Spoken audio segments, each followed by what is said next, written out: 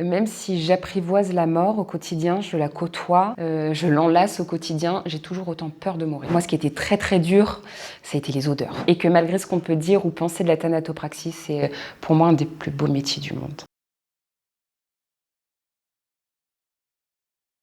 Bonjour à tous et à toutes, bienvenue dans le podcast Un métier pas comme les autres, le podcast où on parle de métiers méconnus et inédits. Aujourd'hui, j'ai l'honneur d'avoir Manon Jouron, thanatopractrice. Comme d'habitude dans le podcast, on va revenir sur son enfance, comment elle a fait pour accéder à ce métier, comprendre son quotidien. Il y aura un petit peu d'anecdotes et des conseils de sa part. Mais avant de commencer, bonjour Madame Jouron. Bonjour. Est-ce que vous pouvez nous dire avec vos mots, qu'est-ce que c'est qu'être une thanatopractrice? Alors, la thanatopraxie, ça va représenter tout ce qui va être les soins de conservation principalement, qui vont viser à venir retarder la thanatomorphose ou la décomposition des défunts avant justement le jour des obsèques. Enfant, vous aviez déjà un rapport à la mort particulier? Ouais. Ok. J'ai un rapport assez particulier avec la mort, c'est un peu une histoire de je t'aime moi non plus. Il faut savoir que quand j'avais 2 ans, j'ai perdu mon grand-père, donc le papa de ma maman. Et c'est un peu voilà ce pilier de la famille qui s'éteint, qui chamboule tout dans la famille. Et en fait, à partir de là, la mort, elle est devenue hyper taboue dans ma famille. C'est-à-dire que moi, dans ma construction en tant qu'enfant, on m'a jamais expliqué ce que c'était que la mort. C'était vraiment, voilà, on n'en parle pas. Famille de taiseux, on met tout sous le tapis. Sauf qu'en grandissant, vers l'âge de peut-être 8 ans, j'ai développé beaucoup d'angoisse et d'anxiété, beaucoup de crises d'angoisse autour de la mort, parce que pour moi, mes parents allaient mourir dans la nuit en dormant. Et donc, je me suis mise à avoir des réflexes très flippants, à vrai dire. C'est que tous les soirs, toutes les nuits, je veillais mes parents pour m'assurer qu'ils respirent et qu'ils ne meurent pas pendant leur sommeil. Et je le faisais aussi avec ma petite sœur. Ah ouais, ok, ah ouais, vraiment. Donc voilà, quand on cache les choses aux enfants, derrière, en fait, ça explose un peu et bon, derrière il y a eu des thérapies où justement des professionnels m'ont expliqué ce que c'était que la mort, que ce que je vivais c'était normal. Après j'ai eu cette espèce de malédiction où tous les ans je perdais un membre de ma famille. Et ça a commencé avec mon arrière-grand-père. Parce que j'ai quasiment pas connu mes grands-parents, mais j'ai eu la chance de connaître mes arrière-grands-parents. Et donc quand ils sont décédés, j'avais quoi, 14-15 ans. Donc en fait j'ai accompagné ma mère pour l'organisation des obsèques. Et je me souviens que le jour où j'ai vu mon arrière-grand-père dans son cercueil, je l'ai trouvé magnifique. Il était super beau, j'arrêtais pas de dire à ma mère, mais il est plus beau mort que vivant. Ce qui est très bizarre quand on entend ça, mais ouais. C'était le cas. Et ça c'est venu semer une petite graine dans mon esprit de me dire c'est fou comme le fait d'avoir vu un membre de ma famille mort aussi beau, ça a totalement facilité mon travail de deuil. Parallèlement, peut-être quelques mois après, je lis un livre de Tatiana de Ronet qui s'appelle Boomerang. Et dans ce livre, il y a un personnage, c'est une femme, elle est thanatopractrice. Et en fait, je fais le lien entre la thanatopraxie, ce qui s'est passé avec mon arrière-grand-père, et en fait, ça a été une révélation. J'ai couru sur l'ordinateur, j'ai imprimé la fiche de poste, je suis allée devant ma mère et je lui ai dit, je veux faire ça. Okay. Génial. Enfin, en fait, au lieu d'échapper à ce domaine-là, enfin à la mort qui était si justement dure, vous allez à la rencontre. Ouais, c'est exactement ça. En essayant de sublimer justement. C'est au final quelque chose qui me faisait très très peur au début. J'ai pris le parti de l'apprivoiser et au final d'en faire mon métier. C'est fou le contraste entre... Totalement. Mais avant qu'on aille trop vite, est-ce que, avant de faire thanatopractrice, vous avez déjà un autre métier que vous aimeriez faire? Ouais, je voulais être paléontologue. Paléontologue, c'est ce que ça veut dire? C'est ceux qui recherchent un petit peu... C'est ma mère qui m'avait rappelé cette anecdote que j'avais complètement oubliée. J'étais en CP, hein. Donc j'avais quoi je sais pas quel âge on a quand on est au CP. 6 ans, 5 ans. Ouais, voilà. Donc, je disais à ma mère que je voulais être paléontologue. Donc au final, quand je lui ai dit que je voulais être thanatopractrice, pour elle, sur le moment, ça a été bouleversant. Elle a vraiment pas compris. Et avec du recul, elle m'a dit, mais finalement, je suis pas si étonnée que ça parce que je crois que tu as toujours eu cet attrait pour les ossements, le corps humain, le fonctionnement. Donc à la fin du lycée, qu'est-ce que vous avez entrepris comme parcours d'études pour vous diriger vers la thanatopraxie? Alors après le lycée, moi j'ai pris le parti pris de faire une année sabbatique parce que j'avais vraiment besoin de réfléchir le projet, parce que ça reste une formation qui est aussi coûteuse, donc il faut être sûr avant de se lancer. Il y a 10 ans de ça, il n'y avait pas autant d'aide financière qu'on a aujourd'hui, donc il fallait vraiment pas se louper. Donc j'ai mûri le projet, j'ai fait des petits jobs à côté, j'ai mis un peu d'argent de côté aussi. Après cette année, je me suis inscrite dans un centre de formation où j'ai suivi du coup 3 mois de théorie, donc c'était septembre, octobre, novembre. On faisait la théorie et fin décembre, on passait le concours théorique. Je l'ai pas eu la première année, donc du coup j'ai dû attendre 1 an supplémentaire pour pouvoir me représenter au concours. Plutôt que de le passer en candidat libre, je m'en sentais pas capable, donc du coup j'ai repayé un autre centre de formation pour vraiment approfondir mes connaissances et pas être lâchée dans la nature des révisions. Donc de nouveau, septembre, octobre, novembre, la formation, de nouveau le concours en décembre, Et cette fois-ci, j'ai été reçue en tout cas pour le concours écrit. Et il y avait beaucoup de matière ou pas Ouais, il y a beaucoup de matière. Ouais. C'est très court, très condensé, ça va très vite. Il y a de la médecine, on va avoir de la médecine légale, de l'anapath, on va avoir de l'histologie, tout ce qui est étude des cellules, microbiologie, on a de la psychologie du deuil, de la gestion, de la législation funéraire. Enfin voilà, on a vraiment beaucoup de sujets. Justement, on avait fait nos recherches et on avait vu qu'il y avait beaucoup d'élèves qui ne s'attendaient pas à ça et qui étaient presque perturbés d'avoir autant de matière et que c'était aussi dur. Vous avez trouvé que c'était dur, vous ? Ouais, c'est un concours qui est dur. Ouais. Déjà, il y a 10 ans, je le trouvais dur, mais alors aujourd'hui, faut s'accrocher, ouais. C'est très diversifié, les questions. Par exemple, vous vous en souvenez Oh non, je sais pas. Alors franchement, non, puis ça a tellement changé. Non, en vrai, je crois que ça a été une période tellement désagréable, les périodes d'examen, que je crois que j'ai totalement blackout cette partie. Je serais incapable de vous ressortir ne serait-ce qu'une question que j'ai pu avoir à l'examen. Vous avez déjà un peu évoqué à votre mère comment votre famille a pu réagir le fait que vous ayez dans cette formation-là. Est-ce que, mis à part votre mère, vous avez d'autres souvenirs de personnes qui ont pu réagir Au début, après, on parle de ça il y a plus de 10 ans. Donc les mentalités autour de la mort, c'était vraiment pas les mêmes. Ça n'a pas toujours été bien pris, que ce soit par les amis de ma mère, enfin de mes parents ou la famille. C'était que j'avais des problèmes psychologiques, qu'il fallait que je sois encadrée psychologiquement. J'ai eu le droit à tout. Puis, mais j'ai toujours, même si ma mère a été très choquée, forcément, je pense que quand on a 14-15 ans, en tant que parent, de savoir que son enfant veut travailler auprès des défunts, la mort, je pense que ça doit pas être facile à entendre et à comprendre. Mais en fait, à partir du moment où j'ai commencé mes études, où ma mère a vu mon implication et l'amour que j'avais justement pour ce que je faisais, elle est super fière. Et, ma mère, mon père, ma sœur, j'ai un soutien mais impressionnant de la part de mes proches aujourd'hui. Vous avez jamais douté durant vos études de dire peut-être que je suis pas dans la bonne voie ou... Si, j'ai douté à partir du moment où je suis passée à la formation pratique. Parce que quand j'ai commencé le stage du coup avec mon maître de stage, j'avais beaucoup de mal à comprendre ce qu'on attendait de moi. J'avais beaucoup de mal à me faire confiance, anticiper les gestes, à être autonome. Et je me souviens que mon maître de stage à l'époque, alors lui s'en souvient plus du tout, mais moi je m'en souviens très très bien, il avait demandé à ce qu'on fasse une petite pause de 2 semaines, histoire que, je pense que pour lui aussi c'était pas facile d'avoir un stagiaire qui est pas là en fait. Et moi ça m'a permis de me remettre en question, de vraiment réfléchir à mon projet, de me dire ok, est-ce que je suis vraiment faite pour ça. J'ai vite fait travailler dans l'hôtellerie, histoire de continuer à avoir un peu d'argent de côté. Et en fait j'ai compris, j'ai dit oh non, ça va pas être possible. Et en fait le métier m'appelait et me manquait profondément. Et après ces 2 semaines de pause, du jour où je suis revenue en stage, là il y a eu un déclic qui s'est fait. Et là après ça a cartonné. Il y a quelque chose qui vous a surpris dans toute la formation ? Mis à part la difficulté, ce qu'on disait du concours avec toutes les matières et tout ce qu'on doit emmagasiner en si peu de temps. Allez, pour l'anecdote, moi ce qui était très très dur, ça a été les odeurs. Au début, les odeurs de tout, l'odeur de la chambre mortuaire, l'odeur des défunts, l'odeur des produits qu'on utilise. Je me suis dit, mais je vais jamais m'y habituer. C'était une vraie souffrance, une torture pour moi en fait. Et aujourd'hui Aujourd'hui, c'est bon. Oui. Je dis pas, toutes les odeurs sont pas agréables à sentir, mais bon, aujourd'hui, on a les équipements qu'il faut pour être protégé, on a des masques à cartouches, donc en fait, on sent rien et on s'habitue. Quand est-ce que vous intervenez dans le processus de deuil ? Est-ce que ça passe par l'agence funéraire avant ?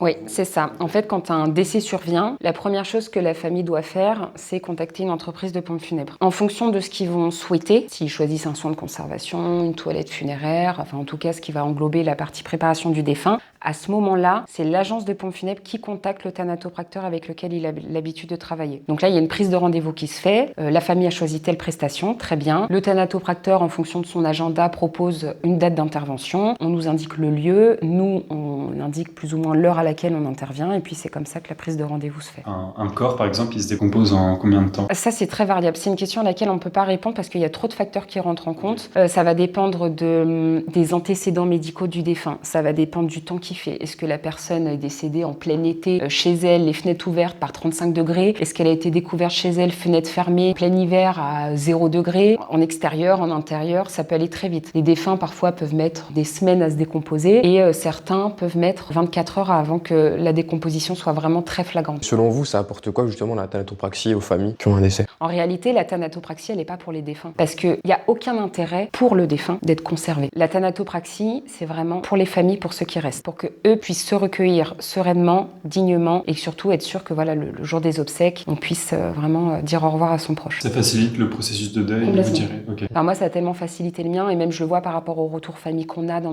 mon entreprise. Combien de personnes nous disent ma mère était très malade, c'est vrai qu'on la voyait souffrante avec les traits marqués. Là, on la voit apaisée, sereine, reposée, elle est belle, elle est maquillée, elle est bien coiffée. Ouais. Et beaucoup de familles nous disent à quel point ça les aide dans leur processus de deuil. Je me demandais, est-ce qu'il y a une journée type dans la thanatopraxie ou ça change de jour en jour? J'ai envie de dire qu'aucune journée se ressemble, même si, toute la journée on fait des soins de conservation, mais en fait, on commence jamais au même endroit. En fait, on est vraiment itinérant, c'est-à-dire à 9h, on va être à tel endroit, à 11h, à tel endroit, à 14h, tel endroit. Donc en fait, on est tout le temps en mouvement, on croise toujours des personnes différentes tous les jours. Donc aucune journée se ressemble vraiment. On sait jamais trop vers quelle heure on finit. Enfin voilà, c'est très aléatoire. On a remarqué que c'est un métier qui est assez solitaire. Est-ce que vous êtes amené à travailler avec d'autres corps de métier ou vous êtes souvent que seul? En fait, pareil, ça va dépendre. Il y a certains endroits qui acceptent qu'il y ait plusieurs thanatopracteurs dans la même pièce. Donc ça nous permet de rencontrer des collègues, de papoter entre nous, d'échanger. Mais globalement, ça reste un métier, il faut quand même ne pas être dérangé par le fait d'être seul. Parce que globalement, on est quand même majoritairement seul. On est seul dans sa voiture, souvent on est seul dans son labo. Après, il va y avoir les agents de chambre mortuaire qui vont être là, avec qui on peut papoter, qui des fois vont venir aussi taper la causette avec nous dans les labos. On va croiser les agents de funérarium. Ce que je disais tout à l'heure, quelques collègues par-ci par-là des fois, mais faut quand même, globalement, on est seul. Et c'est exigeant mentalement ou physiquement? Physiquement comme psychologiquement. Il faut quand même faire preuve d'un minimum de sang-froid par rapport aux choses auxquelles on assiste, à ce qu'on peut voir, en fonction des circonstances de décès. Évidemment, l'impact émotionnel ne va pas être le même quand c'est papy qui est décédé de vieillesse, dans son sommeil, sans souffrance, ou si c'est une dame qui s'est suicidée, c'est une mort violente, c'est pas le même impact psychologique. Donc il faut bien être au courant de ça, qu'on ne fait pas que des papy-mamies qui décèdent dans leur sommeil. Et vous arrivez à laisser le travail au travail et pas emmener le travail à la maison? Oui, ça, moi j'ai mon entreprise et mon métier c'est ma passion, donc en fait le ramener un petit peu à la maison ça me dérange pas, mais en fait je passe naturellement à autre chose, j'ai plein d'autres hobbies à côté qui reprennent le dessus quand j'enlève ma blouse, on va dire, ma tenue de thanato, donc je pense pas avoir de difficulté à couper en fait. Et ça vous arrive d'avoir des imprévus? Tout le temps. Tout le temps, mais ça peut être pour diverses raisons. C'est parce qu'il y a une famille qui veut se recueillir en urgence, son proche vient de décéder, donc il faut essayer de goupiller le planning, faire en sorte de répondre à cette demande en priorité. Ça peut être aussi, j'arrive à tel endroit, finalement la famille a oublié de déposer les vêtements, c'est plein de petits contretemps. Finalement on arrive, on nous demande une toilette, sauf que le défunt est tellement abîmé qu'il faudrait dans l'absolu transformer ça en soins de conservation. Il y a plein de petits aléas. Ça me fait penser, mais est-ce qu'on peut tout faire dans la thanatopraxie ou par exemple quelqu'un qui a été amputé d'un bras? Alors ça c'est pas le plus important. On va dire que en soi, si une personne, a subi un gros accident avec beaucoup de traumatisme, il manque une jambe, un bras, on peut toujours bidouiller pour recréer la forme d'une jambe avec, du coton, de la ouate, recréer un aspect visuel d'un membre. Le plus important, ça va être au niveau du visage. Parce que de toute façon, un défunt, quand il est dans son cercueil, la plupart du temps, on met sur lui ce qu'on appelle un petit capiton. Donc c'est un petit drap qui arrive au milieu de la poitrine et en fait, la plupart du temps, les bras sont cachés et les jambes aussi. Donc ça va vraiment être cette partie-là qui va compter plus qu'autre chose. Donc c'est plus quand il y a des traumatismes visibles au niveau du visage que là, ça va être important pour nous de trouver des solutions pour venir masquer, camoufler, restaurer parfois certaines parties du visage. Imaginons, il manque un bout d'oreille ou un bout de nez, ça, vous arrivez à le reconstruire? On peut en fait parce que, il y a la thanatopraxie et il y a ce qu'on appelle aussi la thanatoplastie. Ça, c'est vraiment un terme, on va dire, propre à la France, je crois. Mais ça va tout ce qui va concerner la restauration et la reconstruction des visages. Donc la reconstruction, ça va surtout concerner tout ce qui va être structure osseuse, qu'on va y avoir de gros impacts, de gros dégâts, de gros traumatismes. La restauration, ça va être tout ce qui va être plaies, peau manquante, brûlures, tout ce qui va vraiment toucher la peau. Okay. Donc quand il manque un morceau d'oreille ou de nez, on peut utiliser, on a tout ce qui est cire, on peut utiliser de l'argile, on a plein de petits trucs comme ça qu'on peut utiliser. C'est beaucoup de bidouilles, de débrouilles, de système D, de bricolage. Okay. Et j'imagine, il y a plein de morts différentes.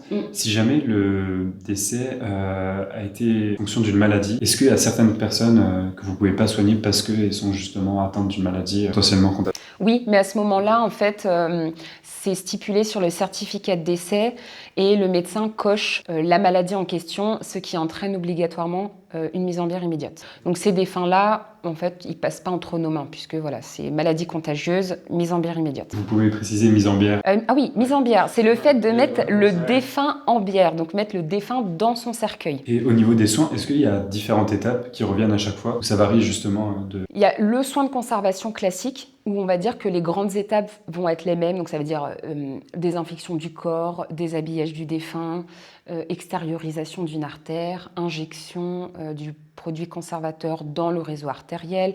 Parallèlement, on vient récupérer le sang et tous les liquides biologiques que contient le corps. Tout ce qui va être après méchage, donc mettre des mèches de coton dans le nez, dans la bouche, pour venir bloquer les voies naturelles. Tout ça, on va dire, ça se retrouve dans la théorie de soins. Puis après, ouais, habillage, cosmétique, théorie de soins classique. À part ça, on va dire ce qu'on appelle les cas particuliers. Donc ça va être les corps autopsiés. Où là, c'est une autre théorie de soins qui entre en jeu. Parce qu'évidemment, quand un corps est autopsié, on lui enlève tous ses organes. Donc beaucoup de personnes vont dire « Ah ben non, mais les soins de conservation, ça sert à rien sur les corps autopsiés. » C'est faux. Et je me bats contre ça au quotidien. C'est juste que la théorie de soins qu'on apprend en cours et qu'on réalise au quotidien sur des défunts, on va dire, intègres, là, on change de technique, on réouvre les incisions, on ressort les organes qui sont remis dans des sacs, enfin, voilà. On vient traiter différemment les organes, on vient chercher d'autres points d'injection, enfin voilà, c'est une autre technique. Et après, il y a les soins de reconstruction où là c'est pareil. La théorie de soins va un peu changer en fonction de l'état du défunt, en fonction de ce qui nous reste aussi sur le défunt. Donc voilà, on va dire, si je devais classer en 3 grandes catégories, c'est ça. Les soins de conservation classiques, les soins de conservation sur corps autopsié et les soins de reconstruction. Il y a un aspect avec vous qui est un peu particulier. Vous êtes indépendante, vous avez votre entreprise, vous avez des salariés aussi. Est-ce que c'est commun dans le métier de la thanatopraxie d'être indépendante ou on est souvent salarié? J'aurais tendance à dire que non, c'est un peu 50-50. Il y a vraiment de tout. Il y a les grosses structures qui ont le monopole sur le territoire national et qui du coup vont avoir des thanatopracteurs un peu partout en France. Et puis après, il y a des indépendants avec des structures de taille moyenne qui peuvent avoir des fois entre 10 et 15 salariés. Et puis après, il y a vraiment les petits indépendants qui vont avoir 2-3 salariés et puis des indépendants qui sont vraiment tout seuls. Il y a vraiment de tout. Donc, vous pouvez avoir des stagiaires aussi dans... Oui, je peux avoir, et j'ai régulièrement des stagiaires dans mon entreprise aussi. Et vous aimez la partie formée? Oui, j'aime beaucoup. C'est vrai que quand j'ai ouvert ma société, c'était assez compliqué parce que j'étais toute seule. Et en fait, j'ai décidé de former une première stagiaire que j'ai embauchée par la suite. Et en fait, le fait d'avoir embauché une autre personne à présent, moi, ça me permet de me libérer du temps pour justement me reconsacrer à la formation, à la transmission, parce que voilà, faut pas non plus que tout ce savoir qu'ont les thanatopracteurs se perde. Donc je pense que je transmets à des gens comme j'ai aimé qu'on me transmette aussi. Et tout le côté, justement, organes, presque dissection dont vous parliez, ça me fait penser au métier de chirurgien. Est-ce que, justement, la précision, elle est importante dans ce métier? Alors, loin de vouloir nous comparer à des chirurgiens, c'est vraiment 2 univers différents. Mais oui, la thanatopraxie, ça demande quand même une certaine dextérité, une certaine précision. C'est des gestes un peu millimétrés. Il faut faire attention aux artères, à pas rompre une artère ou une veine, ou même quand on fait de la restauration ou de la reconstruction, c'est vraiment parfois au centimètre, au millimètre près. Donc oui, ça demande vraiment d'être assez doué de ses mains. Est-ce qu'il y a des situations où vous refusez d'intervenir sur des soins? Ça vous est déjà arrivé? Ça m'est déjà arrivé. Si je refuse une intervention, c'est parce que j'ai atteint mes limites techniques. Elles sont pas nombreuses, pour être honnête. J'ai vraiment, dans ma société, voulu faire en sorte que plus aucune famille n'ait à avoir affaire à un nom pour se recueillir. Mais parfois, il arrive que malgré les formations que je fais, malgré justement tout ce que je mets en place pour apprendre, et des fois, il y a des interventions qui dépassent mes connaissances techniques. Donc, je dis pas qu'on ne peut rien faire, mais je dis je ne peux rien faire. Si après, mes clients ont la possibilité de pouvoir se retourner vers un autre professionnel, un autre thanatopracteur qui, lui, est en capacité de, je l'invite à le faire. Mais c'est vrai qu'en tout cas, en Île-de-France, on n'est pas nombreux à être spécialisés dans ce domaine. Et mon but à terme, c'est de continuer à me former, de continuer à apprendre pour justement les décès, les soins de conservation que je suis obligée de refuser, que j'ai plus à les refuser dans quelques années. Et est-ce que vous avez des demandes particulières? Demandes particulières, ça va surtout être parfois dans le choix des tenues vestimentaires, les tenues de cavaliers, les grands fans de grands chanteurs. C'est vrai? Ouais, Johnny Hallyday, voilà, on a les tenues de biker avec le cuir. Ah ouais? J'ai une de mes salariées, il y a pas longtemps, elle a eu une tenue de judoka à mettre. Donc ouais. Moi, j'avais fait aussi avec elle, c'était un magicien. Donc voilà, avec le chapeau, la tenue, tenue de spectacle. Bon, j'adore, c'est hyper original. Ça change complètement de ce qu'on a l'habitude de faire, du costume, cravate. Moi, j'aime bien quand il y a des demandes un peu comme ça, plus extravagantes, on va dire. Mais c'est pas fatigant de déplacer un corps, l'habiller Ça, après, c'est des techniques de manipulation aussi, et notamment des techniques de basculement de poids qu'on apprend en formation, et ce qui nous permet aussi de pouvoir manipuler toutes sortes de défunts. Après, quand vraiment on est face à des défunts, je sais pas, en obésité morbide, vraiment très très corpulents, à ce moment-là, en général, on est prévenu en amont, et donc on fait en sorte d'être deux pour justement manipuler le défunt avec respect, dignité, douceur. Voilà, le but, c'est nous, pas nous blesser, et deux, de pas être maltraitant envers le défunt. Il y a les robes de mariée aussi, ça, j'ai pas parlé de ça. Ouais, les robes de mariée, ouais. Ça, c'est très sympa à mettre, c'est très sportif. Surtout quand on a tout le lassage à faire dans le dos, ça arrive souvent. En fait, je trouve génial le côté éclectique et très varié de ce que vous pouvez faire. Enfin, ça va du maquillage à justement quelque chose de plus pratique comme la médecine. Ouais, c'est vraiment tout un panel. Faut vraiment, faut surtout pas en plus sous-estimer tout ce qui est la partie cosmétique et coiffure. Savoir poser un vernis, parce que j'oublierai jamais cette phrase. C'est une thanatopractrice qui s'appelle Juliette. Alors elle exerce plus aujourd'hui, mais voilà, si jamais tombe sur cette vidéo, elle m'avait toujours dit, j'étais bébé thanato, elle m'a dit, la famille s'en fiche de la technique. Ce qu'elle veut voir, c'est la mèche de cheveux du bon côté. Et en fait, c'est vrai qu'il faut pas sous-estimer ces petits détails qui font que la famille va reconnaître ou non son défunt. Donc vraiment faire attention aux mouvements que les cheveux prennent, à pas tout le temps coiffer le défunt, les cheveux tirés en arrière. Enfin, personne ne se coiffe comme ça. Enfin voilà, c'est faire attention aux petits détails. Quand je vois qu'il y a un peu de vernis écaillé sur les doigts du défunt, bon, je regarde la couleur. En général, j'ai ce qu'il faut dans ma mallette. Je remets un petit coup de vernis. Vraiment, le petit souci du détail, c'est bête aussi, mais si on voit que mamie, elle avait l'habitude de se refaire les racines et que là, on a ça de racines blanches parce que ces derniers temps, elle était trop faible pour aller faire sa couleur, j'ai des petites bombes racines, retouches racines dans mes valises, et en fonction de la nature, de la couleur des cheveux, hop, je fais des petites retouches racines. Enfin voilà, c'est vraiment du détail, quoi. Et est-ce qu'aujourd'hui, il y a encore une idée reçue dans votre métier? Par exemple, nous, on a une image de la personne qui pourrait faire ça. Je pense notamment à la figure du croque-mort. Ouais. On entend beaucoup ce nom-là dans le métier de la mort et tout, mais est-ce que déjà il y a un vrai métier qui s'appelle croque-mort? Non, en fait, le terme croque-mort, ça englobe les métiers du funéraire. Ça veut un peu tout rien dire. C'est vrai qu'on a tendance à généraliser, mais en fait, croque-mort, ça peut être thanatopracteur, ça peut être agent funéraire, ça peut être chauffeur-porteur, ça peut être fossoyeur, ça peut être marbrier. Enfin voilà, c'est hyper global. Après, les idées reçues, sur moi, c'est vrai que des fois, quand les gens apprennent ce que je fais dans la vie, ils sont un peu choqués parce qu'ils me disent souvent, mais t'as pas la gueule de l'emploi. Je dis oui, mais en fait, quelle image vous avez finalement des gens qui travaillent avec les morts? Alors, on s'attend à des gens très sombres, très dark, des gothiques. Il y en a, hein.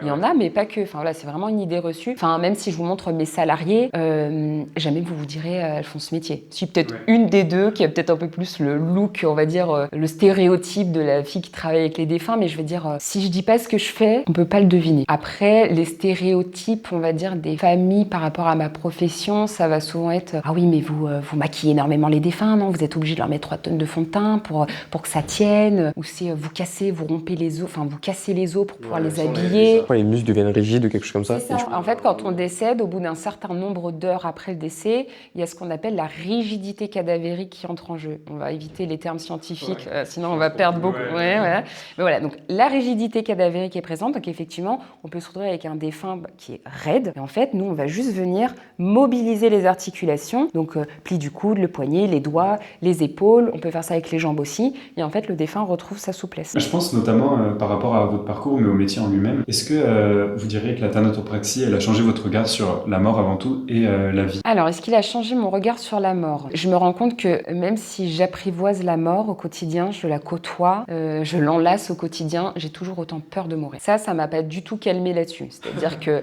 le fait de me dire que moi, Manon, je ne vais plus respirer, je ne vais plus voir, je ne vais plus sentir, je ne vais plus toucher, je ne vais plus penser, ça reste un sujet qui est très angoissant pour moi. Maintenant, sur mon regard par rapport à la vie, je pense que paradoxalement, le fait de travailler avec la mort rend plus vivant. En fait, il y a beaucoup de choses que je me suis rendu compte que je prenais avec plus de légèreté. Les petits tracas du quotidien, les petits ouin-ouin. Enfin voilà, on est reconnaissant sans amoindrir les sentiments de ce qu'on ressent, mais on a cette reconnaissance de dire on est en vie, on est en bonne santé, mes proches sont toujours là, on célèbre, enfin c'est mon ressenti, on célèbre plus la vie. On a plus conscience aussi de sa fragilité, du fait qu'à tout moment, tout peut basculer. Est-ce qu'on s'habitue à être seul avec un mort? Que vraiment on s'habitue ou est-ce qu'il y a toujours un sentiment de gêne ou... Encore une fois, je parle vraiment que pour moi, mais moi je me suis jamais autant sentie en sécurité que dans mon labo avec mon défunt. En fait, il peut rien m'arriver. C'est les défunts, voilà. Enfin, je préfère 1000 fois être dans un labo en train de faire un soin de conservation avec une personne décédée que de me retrouver dans les transports avec tout un tas d'inconnus où il pourrait m'arriver tout un tas de choses. Ouais. C'est bête, hein, mais après, au début, oui, quand on est seul avec un défunt, on se projette, on se dit, mais on prend conscience, on conscientise, mais cette personne est décédée, mais elle a vécu, mais machin. Hein. Au début, oui. Après, avec le temps, en fait, c'est comme tout, on s'habitue. Puis, oui, des fois, je me questionne, je me demande, est-ce que cette personne était une bonne personne? Qu'est-ce qu'elle faisait dans la vie? Combien d'enfants elle avait? Est-ce qu'elle avait des petits-enfants? Mais c'est des petites questions comme ça, anodines, c'est gentil. Okay. Il y a un moment qui vous a marqué, un événement? Ouais, il y en a plein. Là, il me vient en tête, pareil, je venais de débuter ma carrière de thanatopractrice, donc j'étais salariée et en fait, on m'envoie faire un soin dans un domicile. Et c'était un jeune homme qui est décédé, je crois qu'il avait à peine 20 ans. Et en fait, je tombe sur sa mère et sa mère était dévastée. Mais en fait, c'était pas juste elle était dévastée, elle était très en colère après le décès de son fils. Et en fait, la première personne vers qui elle s'est tournée pour faire sa décharge émotionnelle, c'est moi. Et elle a été absolument odieuse pendant tout le temps de l'intervention avec moi. Parce que j'étais, pour elle, je pense qu'elle m'avait assimilée au fait d'être responsable, en fait. Enfin, comme il n'y avait pas vraiment Enfin, c'était la maladie qui avait emporté son fils, hein, mais elle avait besoin de se défouler physiquement sur quelqu'un. Et c'est vrai que ce soin a été pénible. Et je sais que même des membres de la famille, dont la copine de ce jeune homme décédé, a dû intervenir pour calmer sa belle-mère parce qu'elle était vraiment odieuse. Ouais, ça virait presque au harcèlement, à venir tout le temps dans la chambre, à hurler, à me disputer pour tout et pour rien. C'est vrai que parfois on est confronté à des familles qui gèrent très mal leurs émotions. Ils sont beaucoup dans la colère, ils sont dans le déni. Ça, c'est quelque chose avec lequel je me laisse plus faire. C'est parce que ça m'est arrivé par la suite, pareil, j'arrive dans un soin pour faire un soin à domicile, mais bon, il y a des années, hein, il y a 8 ans de ça. Et pareil, la femme venait de perdre son mari, et en fait, pareil, elle s'est acharnée sur moi, elle était odieuse, condescendante. En fait, au bout d'un moment, rien n'allait. Je marchais avec mes chaussures chez elle, ça allait pas, mes valises, fallait pas que je les pose par terre. J'ai dit, oui, amenez-moi un drap. Non, certainement pas. Enfin voilà, tout ce que je faisais, ça n'allait pas. En fait, j'ai dit, moi, je suis pas votre ennemi. La raison pour laquelle je suis là, c'est que vous puissiez garder votre proche jusqu'au jour des obsèques. Si je n'interviens pas, vous gardez pas votre proche, vous vous recueillez pas. Et c'est cercueil fermé. Et donc en fait, maintenant, je me laisse plus faire. Quitte à prendre le temps avec la famille, on se pose, on discute, qu'est-ce qui vous arrive? Dire, voilà, moi, je suis pas votre ennemi, je suis pas là pour vous voler de l'argent, je suis pas la méchante de l'histoire, mais s'il y a pas de méchant dans l'histoire, mais c'est d'essayer de replacer aussi les rôles, redistribuer les rôles et dire, nous, on est là pour vous aider, on est là pour vous accompagner, on est là pour faire en sorte que vous puissiez faire votre deuil sereinement, garder votre proche avec vous. Des fois, il y a des familles qui sont assez compliquées à gérer. Mais on va dire que les phases un peu conflictuelles, je trouve que ça reste quand même assez rare. Vous deviez relever un défi en particulier, technique ou humain, ça fait progresser. C'était un soin particulièrement dur. Ouais, je me souviens d'une anecdote. Là, j'étais très en colère contre la pompe funèbre parce que je suis appelée pour une intervention. On m'explique que c'est un monsieur qui était parti en déplacement dans le sud voir des copains. Ce monsieur a eu un accident, lui, il était dans sa voiture, il est rentré dans un poids lourd. Il est décédé. Sauf que la pompe funèbre qui s'est occupée de venir récupérer le monsieur, a indiqué à la famille qui était sur Paris, on le fait rapatrier sur Paris, mais vous inquiétez pas, il a pas grand-chose, il a juste un petit bobo à l'oreille, rien de... Donc bon, moi mon client me dit ça, je dis ok, on va venir faire un soin. Sauf que quand j'arrive, en fait non, le monsieur, il a la tête, une partie du visage complètement renfoncée, l'oreille, c'est pas un petit bobo, il y a plus d'oreille, elle est complètement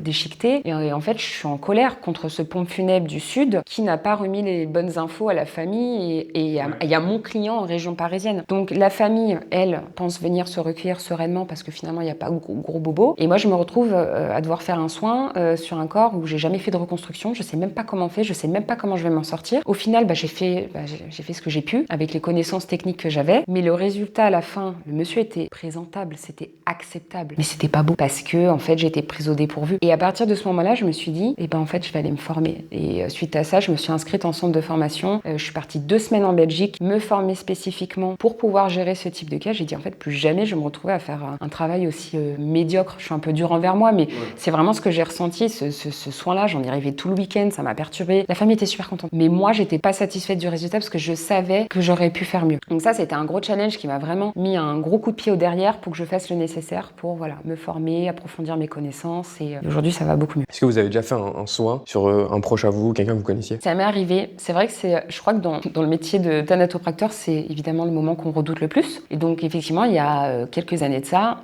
j'ai perdu un membre de ma famille. Quand on apprend ça, tout de suite vient la question de se dire, on anticipe, et si on me demande de m'occuper de lui, qu'est-ce que je réponds? Et en fait, quand on m'a appelé pour me demander si j'étais d'accord, la réponse, elle est venue spontanément parce que je m'en sentais capable, et surtout parce que j'avais envie que personne d'autre touche ce membre de ma famille. Et donc en fait, évidemment, on arrive avec beaucoup d'appréhension, parce que là, on se dit, c'est mon proche, je le connais. Puis là, il y a la nudité qui rentre en compte, il y a la pudeur, il y a, je l'avais pas vu depuis longtemps. Enfin voilà, c'était pareil, un décès un peu soudain, un peu tragique, très, très lourd émotionnellement. Et ce que j'ai fait pour moi me sentir bien dans cette intervention, c'est que j'ai appelé l'hôpital. Je lui ai dit voilà, j'ai un soin à faire, il s'agit d'un membre de ma famille. Est-ce que juste c'est possible de ne pas avoir de temps imparti pour réaliser l'intervention? Je veux vous bloquer toute la matinée parce que je sais pas comment je vais réagir. Et ils m'ont dit ok, pas de souci.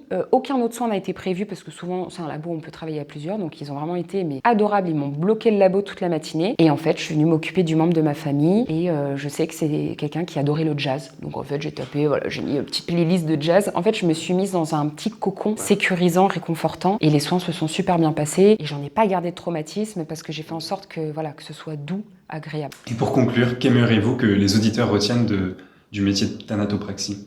Eh ben, que c'est un métier utile, qu'on a besoin de la thanatopraxie pour les vivants, pour ceux qui restent, et que malgré ce qu'on peut dire ou penser de la thanatopraxie, c'est pour moi un des plus beaux métiers du monde. C'est un bon mot de la fin, ça. Ouais, je pense que c'était une interview super intéressante. Merci encore. Merci à vous aussi, c'était vraiment chouette. Et nous, on se retrouve pour un prochain épisode. N'oubliez pas de liker, de vous abonner, et ciao à tous. Ciao.